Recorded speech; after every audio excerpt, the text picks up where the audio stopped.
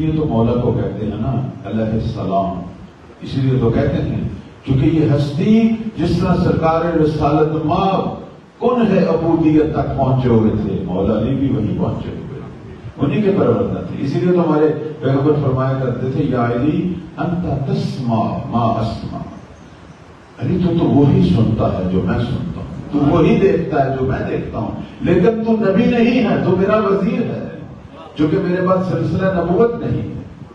تو خدمت یہ ہے کہ ایک دفعہ اسی موضوع پر گفتگو ہو رہی تھی کہ آیا امیر المومنین کے بارے میں مسلمانوں میں یہ بحث چل رہی ہے، آج بھی چل رہی ہے سوشل میڈیا پر، کہ یہ شیعہ جو ہے وہ کیوں علیہ السلام کہتے ہیں، کرم اللہ وجہ کہنا چاہیے یا رضی اللہ کہنا چاہیے۔ میں حیران ہوتا ہوں بعض وقت اس بات پر کہ ہمارے پیغمبر نے جب بھی معراج کی، جب بھی اللہ کے پاس پہنچے، جب بھی معراج سے مطلب یہ ہے کہ ایک بار معراج نہیں ہوئی، وہ قرآن میں ایک بار ذکر ہوئی ہے۔ میرے چھٹے مولا امام جعفر صادق علیہ السلام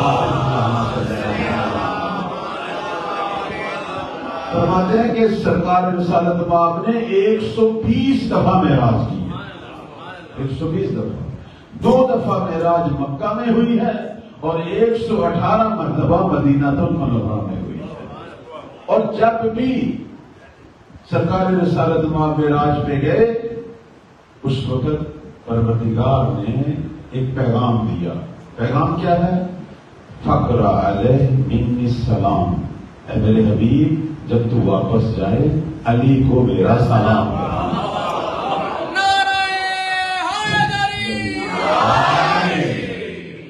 جس ہستی کو خدا نے 120 بار سلام بھیجا، اب دنیا اسے علیہ السلام کہے یا نہ کہے، ہمیں تمہارے سلام کی ضرورت نہیں، یہ تو وہ ذات ہے جسے اللہ خود سلام دے۔